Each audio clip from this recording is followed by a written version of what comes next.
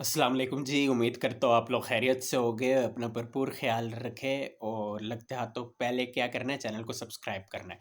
Pakistan super league का जो match हुआ, वो हुआ जी लाहौर कलंदर्स का और क्वेटा ग्लैडिएटर्स का। दोनों टीमों को जो है ऑब्वियसली जो है दुश्वारियाँ ही दुश्वारियाँ हैं कि किस तरह से ये प्लेऑफ्स में जो है वो अपने आप को क्वालीफ़ाई करवाए। क्वेटा ग्लैडिएटर्स ने अलबत्ता हिम्मत पकड़ी।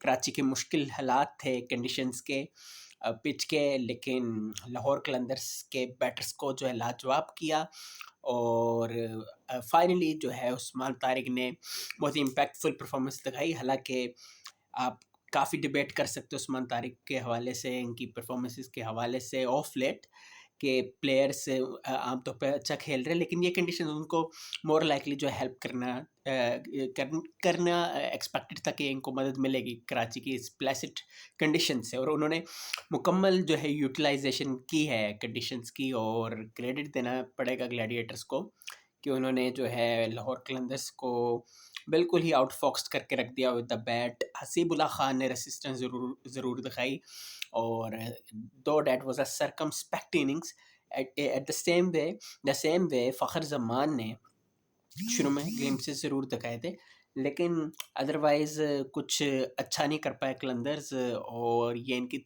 तीसरी लगातार शिकस्त है। और आप ये हिसाब लगा लीजिए कि 6 जो इन्होंने पिछले मैचेस खेले हैं, उसमें से 4 बार जो है इनको शिकस्त का सामना करना पड़ा है। And on the other side Quetta Gladiators के लिए भी ये इम्पोर्टेंट मैच था।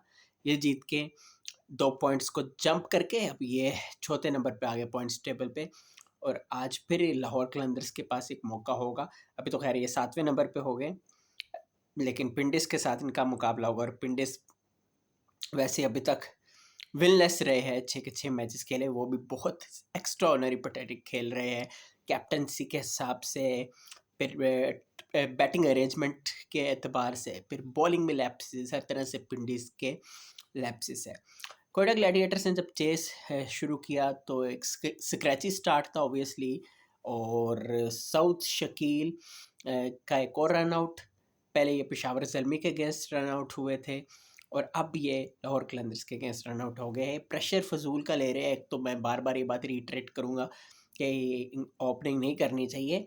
ये जो कल्चर एक नज़र आ रहा है कि कप्तान बन जाओ और ओपनिंग में आ जाओ या टॉप ऑर्डर में आ जाओ, वो जवाज़ बने तो ऑब्वियसली है। जैसे लबुशेन कर रहे हैं, हालांकि वो जगह परफॉर्म कर रहे हैं। लबुशेन ने जब से ओपनिंग शुरू की है, किंग्समैन जीतने लगे, ठीक है। तो ये चीज़ें हो तो फिर समझ भी आए। शामिल हुसैन आज नहीं चल पाए, लेकिन अच्छा उनका अभी तक रन गया है इस टूर्नामेंट में। बाकी जो आप ये हिसाब लगा ले, दो जो इनके वो बैटर्स, इम्पैक्टफुल बैटर्स जिनसे एक्सपेक्टेशंस ग्लैडिएटर्स को थ्रू आउट रहेगी, वो है जी हसन नवाज, रायली रूसो।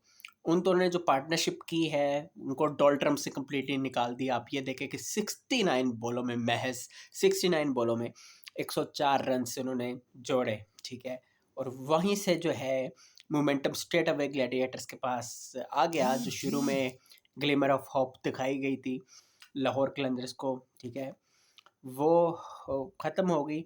आप ये देखें कि पावर प्ले में इन दोनों ने, जो पावर प्ले के आखिरी 3 ओवर थे जी, उसमें 31 रन से इन्होंने प्लंडर किए, तो वहाँ से मोमेंटम स्ट्रेट अवे उनके पास आ गया। और रही सही कसर डैनियल सैम्स के ओवर में लगी, जब 2 कंसेक्यूटिव चौके उनको लगे और रायली रूसो ने अपनी 50 कंप्लीट की। और by the way Rilee Rossouw he such a stalwart of the Pakistan super league, यानी अभी जो उनका पिछला मैच था उसमें ये 100 मैचेस कंप्लीट करने वाले प्लेयर बन गए। पीएसएल की हिस्ट्री में पहले फॉरेन प्लेयर बने हैं जिन्होंने पीएसएल की हिस्ट्री में 100 रन्स या उससे ज़्यादा में अपीयरेंस दी हो, तो और परफॉर्म भी कर रहे हैं, जस्टिफाई भी कर रहे हैं। आपको याद होगा मैंने ये बात भी की थी जब 2012 में लंका प्रीमियर लीग का एडिशन था, तो मलिंगा ने उनको बॉल की, उनके चेहरे पे लगे, ज़ख्मी हुए, और लेकिन he never give up. Since then he turn out to be a match winner for South Africa भी, और दुनिया भर की लीग्स खेल चुके हैं ये, ठीक है। And he never give up. और देखे, हालांकि आप इनको कह सकते हैं कि एजिंग हो रही है, लेकिन वो age has nothing to do with him. Still fit, he still hitting the ball, cleaning the ball, और cleaning the boundary drops. So the matter of fact is Gladiators will be happy. और फिर दिनेश चंदीमाल आज तो नहीं चल पाए, उनका induction हुआ, नाफे को नहीं खिलाया इन्होंने। तो they will be very very happy के ग्लैडिएटर्स किस तरह से चीज़ों को लेकर चल रही है। हाँ, कलंदर्स के लिए डिसअपॉइंटमेंट तो होगा। आपने देखा होगा किस तरह से जो है वो एक रिसेंटमेंट किया जी, एक शहीन शाह अफरीदी आउट हुए तो वो बैट को जिस तरह से मतलब वो एक अपनी फ्रस्ट्रेशन का इजहार कर रहे थे बैट से।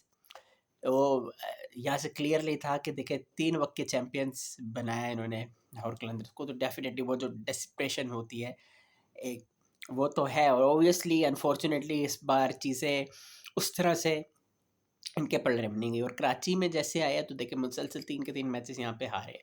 अब आज तो एक बार फिर लग रहा था कि 100 रन्स के मार्जिन को भी अबूर नहीं कर पाएंगे। वो तो उसामा मीर के जो ब्लिट्स थे ऑफ लेट, उसकी वजह से 100 से ऊपर चला गया। तो ये सारा सिनेरियो था जी। और बाकी Gladiators will be very very happy कि they have still hopes. Qalandars का अब बहुत मुश्किल रह गया सफ़र। और पिंडिस के साथ मैच है और पिंडिस ने तो अभी तक कोई मैच नहीं जीता। मोहम्मद रिजवान ने बाय द वे जो अप्रैल लास्ट 17 जो मैचेस में उन्होंने कप्तानी की है पीएसएल की, ये मुल्तान सुल्तान में भी और पिंडिस में भी, जिसमें से 16 हारे, 1 जीते। तो ये सिनेरियो है। बाकी अपनी राय का इजहार करें और चैनल को सब्सक्राइब करें। बहुत शुक्रिया। अल्लाह हाफ़िज़।